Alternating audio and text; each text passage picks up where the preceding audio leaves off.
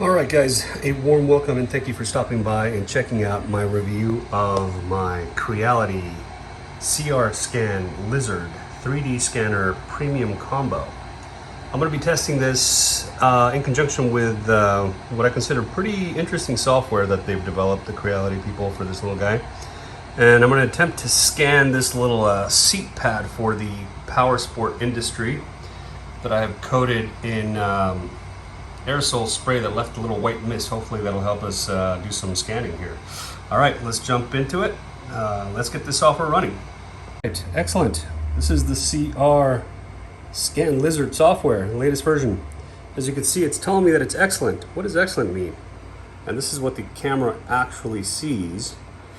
And it's got kind of a piece of the part that I got set on the table there. Okay, so this camera is advertised as being able to scan black objects.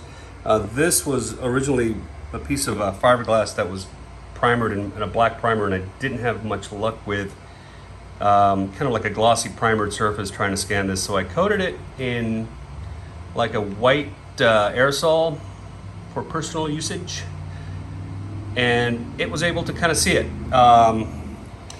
So there are some adjustments here. You can adjust the brightness. You can adjust the sensitivity. There's a couple of little adjustments, and as you can see, that's kind of the resolution that the scanner will eventually deliver. What does this excellent thing mean right here? So the camera, or the 3D scanner eye, has a couple of eyes.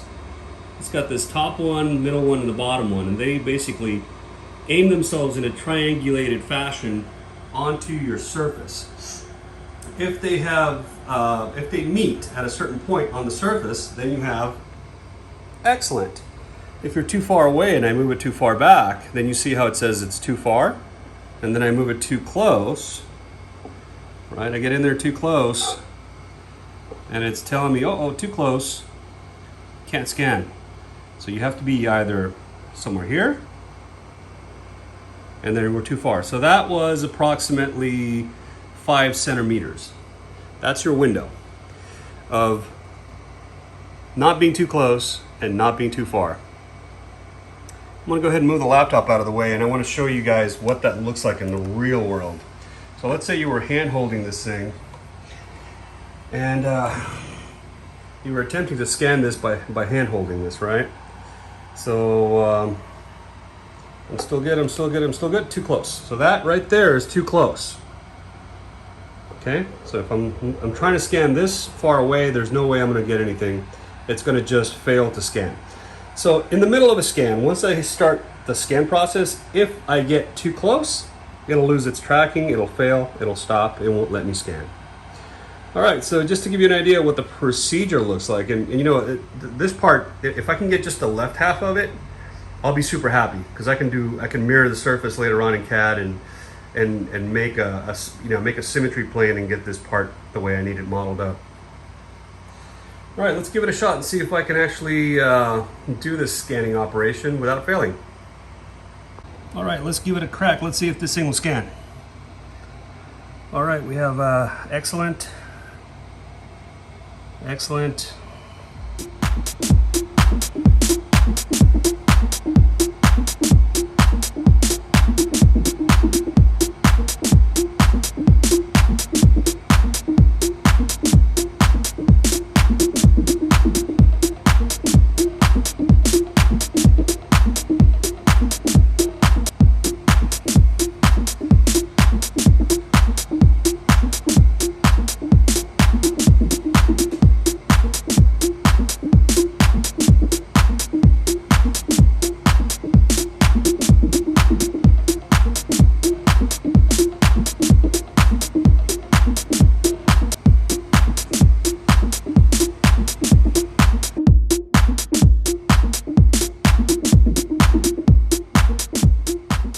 Alright, so now what we see on the screen of the laptop is that it's doing some fandango magic, possibly online. Looks like it needs a Wi-Fi card to be hooked up to be able to do this Wi-Fi. After some thought, I realized that it would be really cool if the scanner had like a little set of LEDs on the top that gave you an idea of how close or how far away you were from the part.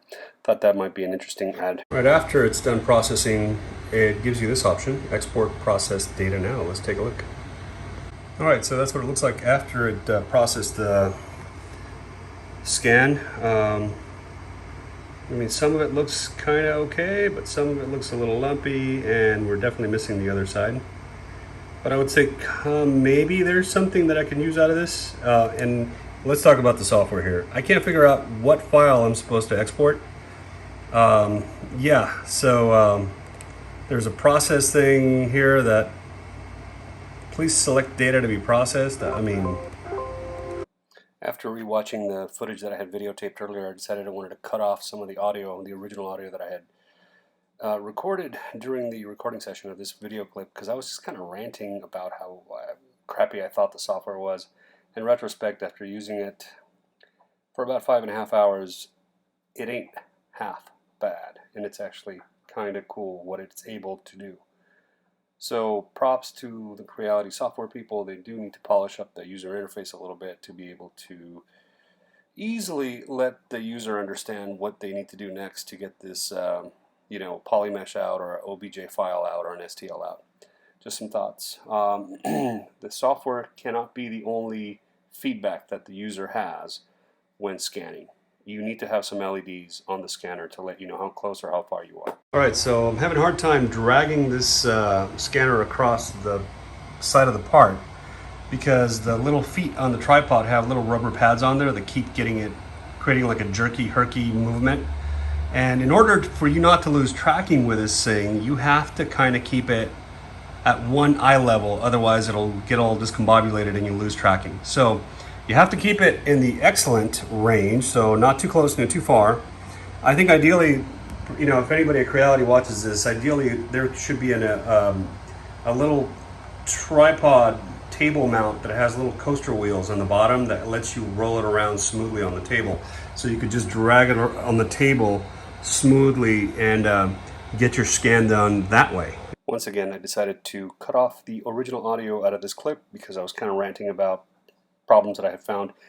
What I believe that needs to truly happen is that this unit has to have the parallax effect be adjustable on those outside lenses, so you can adjust the distance from the part that you're scanning and also adjust the scannable area. So I hit the scan button, and as you can see now, the scan on the screen is showing green, so that is actually data that it's capturing. And I wanted to show you something. I put my fingerprint on the corner of the part right there, and I rubbed off some of that white powder, and it's kind of having a little bit of a hard time picking up that data. As you can see here on the corner of the part, it's seeing black, and over here on the data that it's actually picking up, it's not as good as the powdered up surface. So yeah, guys, you need to powder up your black parts to try to get some success out of the scanner. Done capturing, it goes through this process of rebuilding, and it looks like it's got some wazoo CREALITY CR-Scan Lizard software that's happening there in the background, probably AI powered on their servers, not on this machine, because we are hooked up to the internet. So it takes about a minute or two once it's done, when you're done capturing, and we'll see what this one looks like. This is my 7th attempt at doing this, 7 failures so far.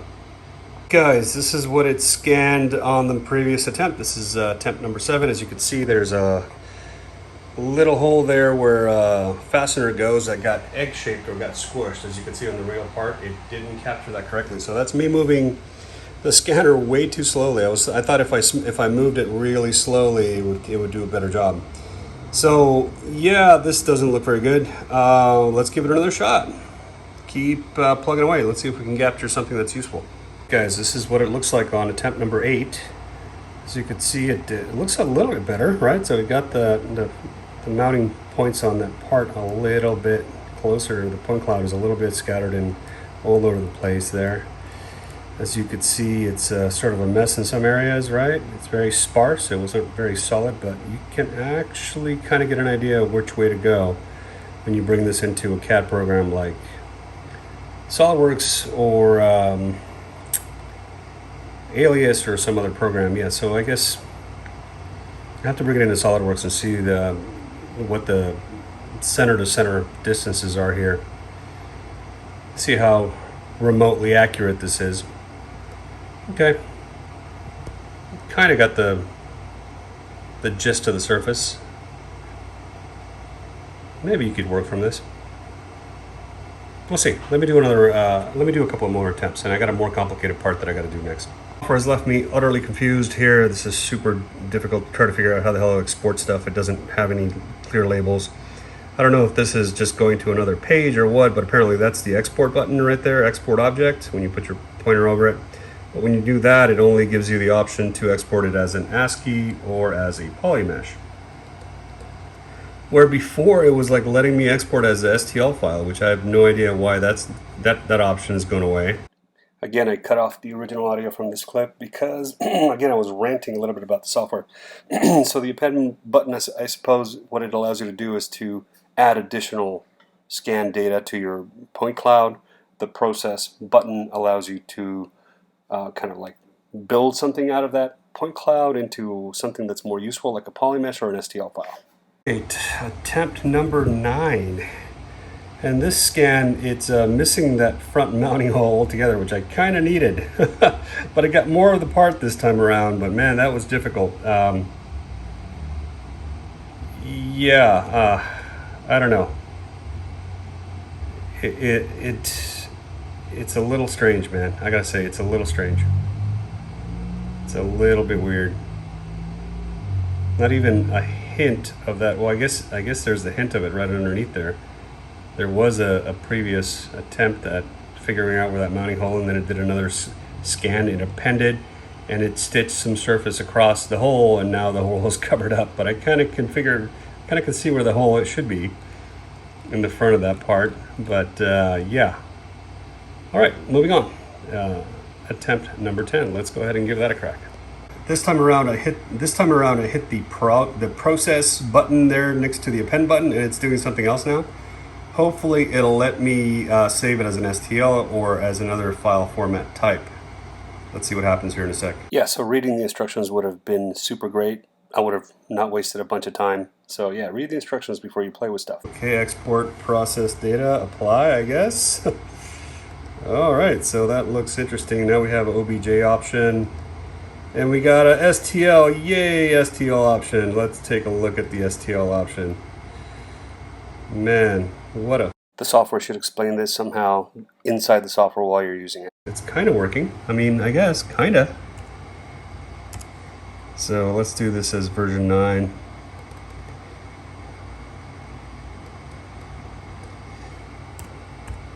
Version 9 STL. Bring it into the CAD program. We'll take some measurements on it in there. I guess it does some processing there, man, and it kind of butters up the surface and it tries to smooth it out a little bit. Yeah, I mean, useful, maybe, kinda. Is it better than your phone? Because I've tried the phone, the free scanners that they have on the app stores, and yeah, in some ways it is better than your phone, right? It is better than your phone in some ways. All right, let me give it another shot. All right, attempt number 10, version 10. It says right there, easy scan. Come on, man, it's gotta be easy, right? It's excellent. Okay, this is what the camera sees before you hit record or you hit start recording. And what it does is that it kind of has kind of a portrait, little, you know, the scan area is like this little portrait box, approximately. If you're looking at the part over there, what the scanner actually consumes or scans is a little sliver, a little portrait sliver, approximately 2.5 inches wide by 5 inches in height, and you have to kind of keep that at the same distance as you're moving the scanner across the surface from the surface, otherwise you lose tracking. And if you start doing like overlays to try to do like kind of like stitching together a side to the top to the side to the top or something like that, it can lose tracking as well. So all right, so let's give it another shot, see what happens. All right guys, this is my final attempt. We're gonna go ahead and give it another scan. What you see on the screen right now is this black and white portrait, not as opposed to landscape window of what the camera actually sees in its own like LiDAR, I guess. And on the left, you're seeing what now has gone from blue to a green. That little green area is the landscape scanning area that you're seeing that it is capturing of the part, okay? So I'm gonna gently, slowly move it to the right of the part now to try to capture the side of the surface. And as you can see on the screen now, we're still in the excellent mode and it's capturing things. So I'm moving kind of slowly, but not too slowly, otherwise it loses tracking. All right.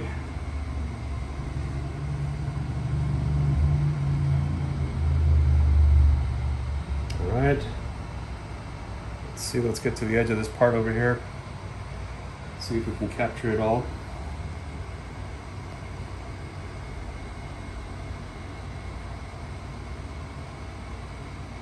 It's getting too close. Oh no, we're losing tracking. Come on, don't lose tracking. Now it's back. Let's see if this will work.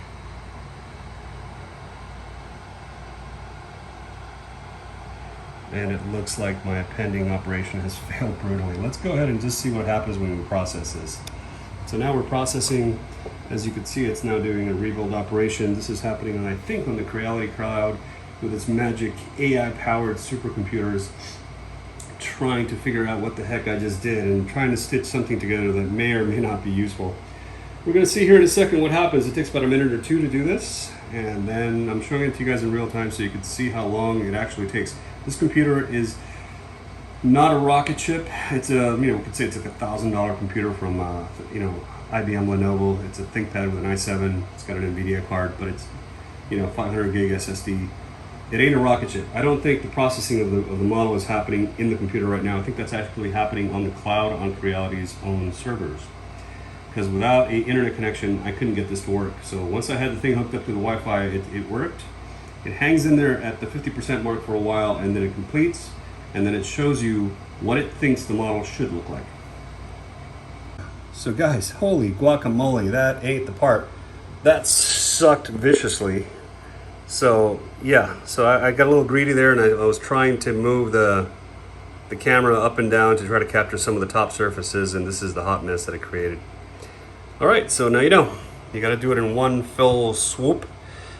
At best, what you could do is you could capture a little strip that's maybe 5 inches tall and maybe 20 inches, 30 inches wide, maybe. If you could hold the camera steadily in in an X translation movement at a certain distance from the part, I guess you could possibly capture some surfaces fairly accurately.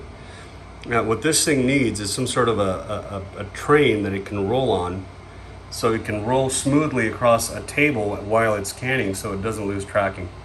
All right, I'm gonna give it one final shot and then I'm moving on to a different part. I think I got something that might be useful so far though. So I applied some more aerosol spray there to try to get it to be more misty looking so I could perhaps get a better scan. But I noticed that there's a little option here that I hadn't messed around with. This thing, texture, what the heck is that? Uh-oh. Now it's firing some sort of beams of magical ray energy onto the part, and it's doing something entirely different. No idea what's going on here. No idea, but I'm mucking around with some of the settings as far as the brightness. Whoa, whoa, whoa. Hey, wow, that looks good. What just happened there? That looks promising. So brightness to 4, sensitivity to 5, and then we're doing this with texture. Let's see what happens. That looks like it's got the vibe now. Wait, hold on. Let's give this a crack and see what happens. All right, hitting the scan button now. Just to give you an idea what it looks like while it's doing this texture option for scanning. All right, let's give it a shot and see what happens. Moving it very gently, but not too gently. Come on, baby, don't fail me now.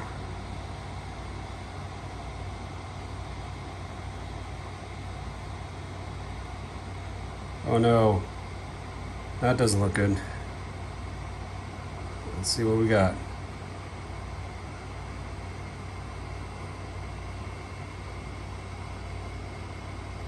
It's odd, it's like it doesn't keep up with the camera in real time. All right, let's hit record and see what it does. Rebuilding the scan with texture. We'll let you know in a few minutes. All right, holy friggin' moly. I'd like to use some curse words there, but no I can't, it's YouTube. So that ain't terrible, I don't think. That kind of looks like the part almost. Almost. I mean, can I work off of that? Maybe, if it's dimensionally sort of accurate. Let's go ahead and process it and see what it does. Oh man, let's see what it does now. So this is, yeah, sure, why not apply? Let's do this. I have no idea what it's doing. It's doing a secondary process to the processing that it did originally. Now it's doing some fusioning, whatever that means. Clearly doing something or another to make a poly mesh from the point cloud, I think is what it's doing at this point. The Creality software engineers are probably laughing at me going, haha, you're a tool, you don't know how to use our software. Well, I could say to them, haha, make the software easy to use for tools like me who like are retarded and didn't read the instruction manual. Clearly, software should be able to be used without having to read a 100-page tech manual. That's all I can say. Your slicing software is awesome. This needs a little work. But anyways, we got this far. Let's check and see what happened. Export process data, apply. All right, let's, we could save it as a, oh wait, hold on. Let's take a look at this. All right, so it's a lumpy mesh. But guess what, boys and girls? The surface is more or less there. This I can fix, and this I can maybe work with. All right, I'm gonna export this one as an OBJ file and as an STL. Next time you see this geometry, it'll be inside the CAD program. We'll see what we can do with this. We'll take some measurements inside the CAD program and we'll see how accurate this little guy is and if it's useful. All right.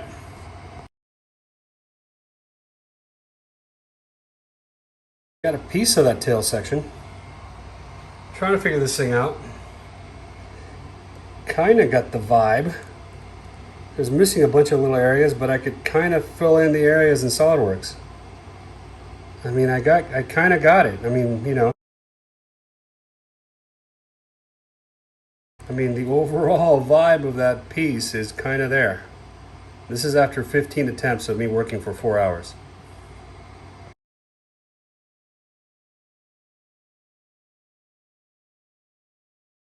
I mean, I don't know what the accuracy of this is, but kind of. It's kind of there, right? The only thing I care about are these holes, that hole and that hole. So I know that position in SolidWorks, so I'm going to try to bring this into SolidWorks and see how close it is to that hole positioning jig that I built earlier.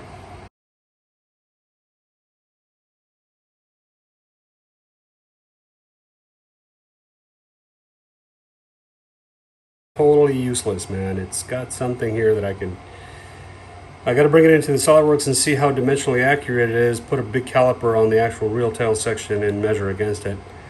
I presume that I'm going to have to do one-way scaling on a lot of this stuff to kind of get it to match the real deal. But, I mean, holy crap. I mean, it kind of gives you an idea what the surface is doing. You know? I mean, it's somewhat useful. All right, let me know what you think. If you've hung into the video for this long, I want to say thank you. That long diatribe continues. Give me the thumbs up, subscribe. Give me a thumbs up, subscribe. This is hard work making these damn videos, 4 hours. But anyways, I think we've reached some level of some success here. Take a look at the scan. Oh, it's got a lot of holes everywhere. I only did the left side of this bodywork for a motorcycle that shall go unnamed. And it's lumpy as hell, and it looks like it belongs in a bread oven because it's made out of dough. But having said that, it ain't absolute trash. I kind of can work with this. You know, all I need is half. All right, this is what the part looks like. This is what the scanner looks like. This is what the software looks like. All right, thank you for hanging this long into the video. I know it's a long video, a long diatribe with me yapping away for a half hour. Once again, thank you, subscribe, and like if you saw something that helped you make a decision on which 3D scanner to purchase. All right, guys. Until the next video. See you later.